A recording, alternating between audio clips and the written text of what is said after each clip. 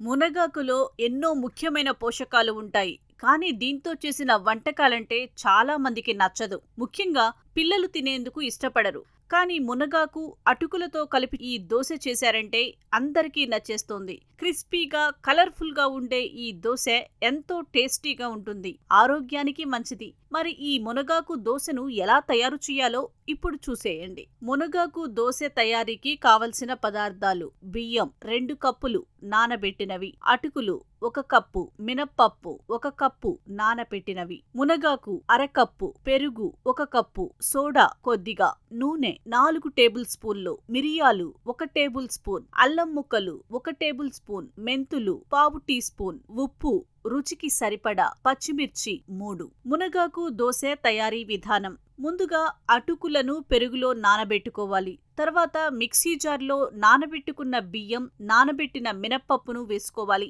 వీటితో పాటు పెరుగులో నానబెట్టిన అటుకులను వేసుకోవాలి. వీటిలో కొద్దిగా మెంతులు, సరిపడా ఉప్పు, కాస్త సోడా వేసుకొని మెత్తగా గ్రైండ్ చేసుకొని పక్కన పెట్టుకోవాలి. ఇప్పుడు స్టవ్ మీద ప్యాన్ పెట్టి అందులో కాస్త నూనె వేసుకోవాలి. నూనె వేడెక్కాక కొన్ని అల్లం ముక్కలు, సన్నగా తరిగిన పచ్చిమిర్చి ముక్కలు వేసి వేయించాలి. తరువాత మునగాకు వేసి పచ్చివాసన పోయేంత వరకు వేయించాలి. ఈ మిశ్రమంలో కాస్త ఉప్పు, కొద్దిగా మిరియాల పొడి వేసుకుని కలుపుకోవాలి. మునగాకు కాస్త మగ్గే వరకు మూత పెట్టుకుని ఉంచి తర్వాత దించుకోవాలి. ఇప్పుడు పెనాన్ని స్టవ్ మీద పెట్టుకుని కాస్త వేడి చేసుకోవాలి. తర్వాత గ్రైండ్ చేసుకున్న దోసె పిండిని గిన్నెలోకి తీసుకుని దోసె వేసుకోవాలి. దోసెపై కాస్త నూనె వేసి కాస్త కాలనివ్వాలి. తర్వాత దానిపై ముందుగా ప్రిపేర్ చేసుకున్న మునగాకు ఫ్రైను వేసుకొని స్ప్రెడ్ చేసుకోవాలి. ఇప్పుడు మూత పెట్టుకుని దోసె కాస్త క్రిస్పీగా కాల్చుకోవాలి. అంతే, వేడి వేడి మునగాకు దోసె రెడీ.